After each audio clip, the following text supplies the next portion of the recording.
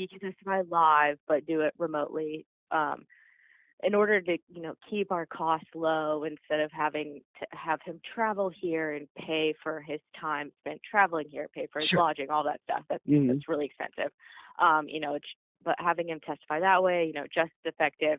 Downside, no guarantee about the connection, specifically at San Luis County Courthouse.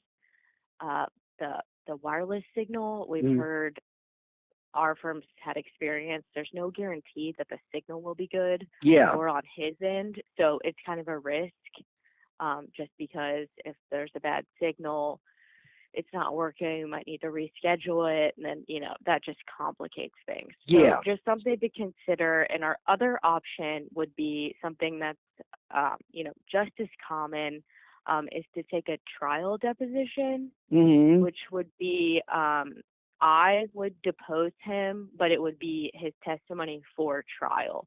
So it would be, and then we would play the video with me doing a direct examination of him, and then opposing counsel doing a cross-examination of him, and then like any objections, the judge would kind of rule on those, and it would be, so the video would be cut down, and then any like pauses or anything would also be taken out to make the video as kind of efficient as possible. It's still a pretty effective way, just as effective, I'd say, as the remote, because it's still video, and so, jurors will pay attention equally from our experience. So it's actually pre-recorded under oath is what it is, because you guys already know what questions you're going to be asking him, so you just do it pre-recorded under oath, kind of like a depo, and then present that in court. Yeah, but it's by video. And so one kind of pro of that would be that I would be able to just focus on that before I did the depo. And then at trial, I would be able to, that would be in the can, and I could focus on everything else that needs to get done. I got you. So just kind of our two options there, and I wanted to hear your thoughts before we kind of move forward with one. Yeah. Well, I never knew that there was any type of an option like that. Let me think about it, and I'll get back with you on that. And let's see. So if we do this right here, that way we can assure that we got the testimony because we're doing it prior to trial, or if we go to trial and the electronics fail, that could create a problem. Yeah, and it just could just be like added stress, like that we just don't necessarily need. And like those kinds of logistics are, I can prepare for a lot of things, but I can't do a whole lot about the Wi-Fi at the courthouse. Right. And it's crucial that we get that testimony to establishing causation and departure from the standard of care and that kind of stuff. That's the whole crux of the case. We got to establish that before we do anything, right? Well, I mean, it doesn't matter which order we establish things in, but we certainly need expert testimony to prove our case. I got you. And we'll have it. Like, we will have it. Yeah. But, yeah, we need Engel to testify. He certainly will testify. There's no risk of that. Right. It's just in which manner we think will be best for your case, given all of the factors that go into it, I got you. All right. Yeah, okay, gotcha. So, let me get back with you on that. And then if you get any ideas about how this is going to progress, like, for example, am I going to give my testimony and then I'm going to be cross and then redirect and then Gelfand and then my parents, or, what kind of scheduling? I'd be curious to see how that was going to go as well. Yeah, so I kind of have that thought out. I do not plan. We've designated the depositions of your parents and then your brother, and I didn't want to put them through testifying again. I wasn't there, but I assumed that was probably pretty stressful anyway. And I know that your parents at least are older, and I just didn't want to deal with that. I don't believe that Randy, opposing counsel, plans on subpoenaing them. Obviously, he could. Oh, okay. It's my understanding that he doesn't. It certainly could change, but he hasn't mentioned anything to me. And he also designated parts of their deposition testimony. So as it stands now, we're just going to read some of that. I think it's just, it's helpful and I don't think that we need them to appear live. Right. Okay, gotcha. Okay, well, you want to know something? I really didn't think their presentation was all that good anyhow. You know, it's like my dad is totally obscure, and that's, you know, more of a, I understand the issue, but I understand why. And, you know, my mom, she really doesn't come off as like, you know, Betty White herself, you know.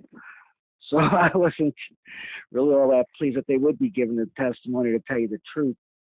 So anyhow, Yeah, that's so kind of, this way it'll just be other, like, probably someone from my firm and then me reading the questions and them answering them. So yeah. they won't, like, the juror won't have any idea of what, you know, that actually your parents or your brother actually look like or anything like that. So I did also kind of think that was best given, you know, how old they are. No offense. It might call into question some of, like, you know, their, like, ability to remember things. Even though I think we've still designated their ages, just because some of the things that the defense designated, I don't think that they would necessarily remember anyway. So we just want their jurors to know that too. Like, hey, they might not actually remember that as well. So okay. And then as it stands now, I think that Gelfand, I'll put him on first. I'll call him in our case, and then put Engel on either. Although if we do need him to appear like live remotely, it might change just based on his availability. Yes. But if we do a video, we can play that whenever, and my preference would be to do that after Dr. Gelfand, and then put you on the stand. Oh, okay. And you'll come here to, if you're available, to prep, and we'll go through all of it. And so once we get closer to trial and kind of go through what you can expect and okay, gotcha. About that more. Mm-hmm. And all then right. read some of those depots, your parents and your brother. Mm-hmm. And then that's it. That's our case. And then I expect that they will probably put Dr. Gelfand back on the stand, and then they're two experts, and that'll probably be it. I gotcha. Now, is the time in court going to be greatly reduced as well? Because we were looking at an entire week for a trial. Is there a reduction in the time we're going to be spending in court using methods like this? It's hard to say, honestly. Okay. I would still think 4, maybe 5 days. Okay, gotcha.